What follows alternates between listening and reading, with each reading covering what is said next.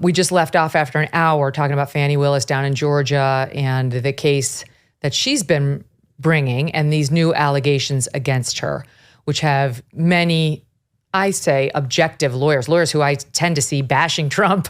Even they are saying, if this is true, that she's had an affair with a special prosecutor, that they've been taking trips together after he's been getting rich on the taxpayer's dime, she's got a serious appearance of impropriety that could result in her disqualification and should.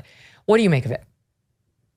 I'll tell you, Megyn, this is just another symptom of a really contagious and dangerous disease, perhaps even more dangerous than COVID, which is diseases of corruption, of unethical behavior, and frankly, a disregard for the very public offices that we take an oath to the Constitution in which to serve. And I don't care if you're a Democrat or Republican, there are wrongdoers on both sides of the aisle. And I'm just really disgusted, as I know you are too, that it appears to most Americans who've lost total faith in government, why, and for reasons why I understand. But when you see members of a party only defending their own, never, ever, never calling out the truth, saying the quiet part out loud about those who might be affiliated in the same party, that is a dereliction of duty. And I guess I've gotten myself in trouble for being honest, for calling it like I see it. You know, I condemned Donald Trump after January 6th. I was trapped in the House chamber that day. You know, I was subject to that insurrection, like this whole country. You know, that's, but why would I then not call BS when I see it on my side of the aisle? And I think that disease of silence, of staying in line, of fear, is a contagious disease on both sides. And I'm telling you, whether it's Senator Menendez in the Senate, whether it's this allegation in Georgia, whether it's Hunter Biden, you know, gross activity, unethical behavior, and corruption is what it is. And it doesn't matter your political stripes. We should call it out. We should be consistent. And we should demand that people in the highest positions of power in the United States of America are honest about the truth. And the erosion of that, Megyn, is dangerous. And that's why I'm trying my darndest right now to call attention to what I consider to be the obvious. And that is we have a culture of corruption that has to be addressed. It's so refreshing to hear you say it. You know, we used to live in a society where there were Dems like you and there were Republicans too who felt this way and could meet across the aisle and agree on just the most egregious behavior. And it's just been lost. It's been lost. Not totally. I hate to interrupt you, but let me tell you. No, go ahead. I will make this claim. Angertainment, which I consider to be the evening cable news, would love to have us believe. Yeah, they would love to have us believe that we are more divided than we really are. Of course, because it generates billions of dollars in revenue and attracts eyeballs. But I can tell you from personal experience, Megyn, that I love my Republican brothers and sisters. The principled handful with whom I've worked out for the last 5 years, with whom I've been in the trenches, with whom I've created human relationships and trustful ones, they're really good people. They're also beholden to this disgusting system that forces a change in behavior, even among the most principled people on earth. And I'm telling you, I've gotten more beautiful texts from my Republican colleagues over the last number of weeks, including one yesterday from someone who would shock you, because they're kind and they're generous. And it's not about Biden. It's not about politics. It's just saying, hope you're hanging in there, man. Appreciate your courage. You know, hope you're doing well. And by the way, after October 7th, I got more notes from my Republican colleagues just saying, hey, you're on my mind. You know, I'm sure this is tough for you and your community. And I tell you, those go a long way. So I don't want your viewers to think that all is lost. In fact, that's why I'm running for president, Megyn, is to demonstrate to the country that not only can we work together, we damn well have to. And I celebrate that.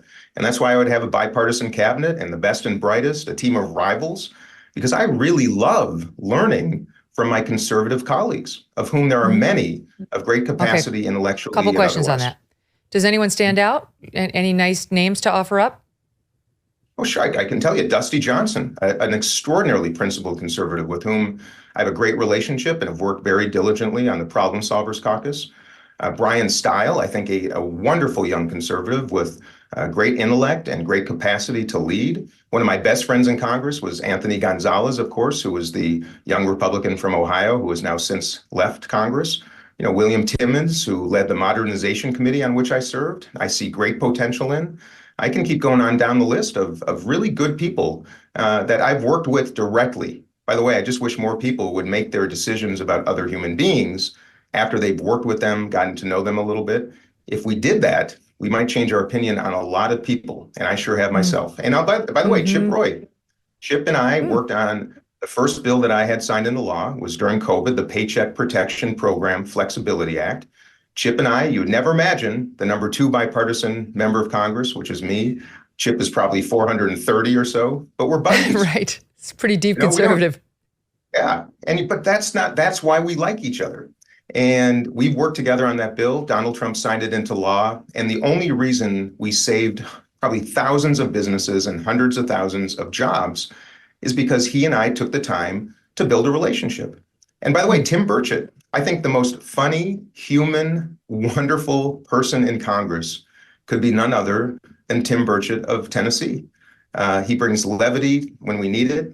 He is my brother and a man I have great affection for. And again, we don't see it the same way. We vote quite differently, but we sure respect each other. And I'm just on a mission to let people in America know, because you'd never hear it on television, that there are a lot of us that actually have really good relationships. And our generation is trying to rise right now so that we can end this nonsense, period. See, this conversation is reminding me of the one I had with another Democrat who ultimately left Congress, and that's Tulsi Gabbard, who went also, very pro-military. She's a member of it, and went to Congress with a well-meaning intent. And she was more of a centrist like you are, and just was so disillusioned by what the party did to her too, right? She was not on board the Hillary train and really felt like they turned on her.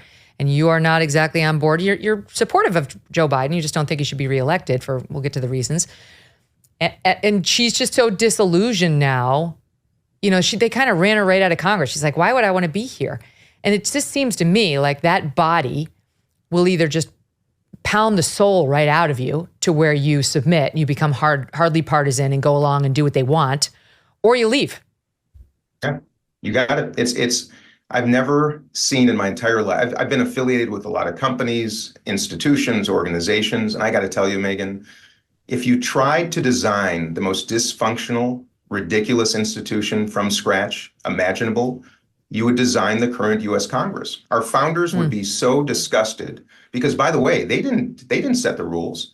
They anticipated future generations of Americans who would put their country first and set aside political nonsense. And the truth is, Democrats and Republicans for generations have set rules in Congress designed to do 2 things: eliminate competition and protect the power structure.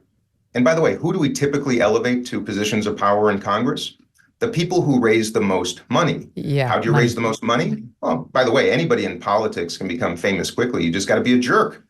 And those of us who actually try to do our jobs with dignity and respect and decency and competency are watching our colleagues play by this new system of rules, which rewards idiots. They become very successful politically. They raise a ton of money. And we all watch that. And yes, it is soul-sucking. And I still have every intention to do what I can to make that culture work, because I know it can. It just takes leadership. And that's why I'm running for president. Big news from Bonner Wines. This is only for true adventure seekers who are looking for more in their wine drinking experience than your grocery store big box wines. The Bonner Private Wine Partnership is releasing a wine so rare, it sells out practically every time it's been available. They invite you to come on an extraordinary journey to a remote vineyard where a never-before imported gem has wine enthusiasts everywhere raving. Picture this: altitudes of up to 9,000 feet. Grapes defy nature's harshest challenges up there, thriving somehow in poor soil, enduring extreme UV rays, facing thin atmosphere and volatile temperature swings. The result? This one-of-a-kind extreme altitude Malbec. Now, I have arranged special access for my listeners to get a bottle of this rare wine. Here's how. Visit Bonner, BONNER, privatewines.com/MK and become a member of the Bonner Private Wine Partnership. But act fast, you don't want to miss your chance. Visit bonnerprivatewines.com/MK now for wine at 50% off plus free shipping.